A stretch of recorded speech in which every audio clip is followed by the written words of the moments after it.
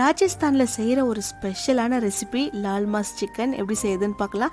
இது chicken mutton ரெண்டுத்துலையுமே செய்யலாம், ஆனால் டேஸ்ட்டு சும்மா தாறுமாறாக இருக்கும். ஃபஸ்ட்டு ஜாரில் ஊற வச்ச ஒரு 10 காஷ்மீரி சில்லி சேர்த்துட்டு கூடவே ஒரு 8 பல் பூண்டு, ஒரு பெரிய சைஸ் தக்காளி சேர்த்து இதை மட்டும் நல்லா நைஸாக அரைச்சி எடுத்துக்கணும். இப்போ கடையில் கொஞ்சமாக எண்ணெய் சேர்த்துட்டு பிரிஞ்சி இலை, கிராம்பு, அன்னாசிப்பூ, ஏலக்காய் நல்லா ஸ்லைஸாக கட் பண்ண ஒரு பெரிய சைஸ் வெங்காயம் சேர்த்து நல்லா வதக்கிக்கணும்.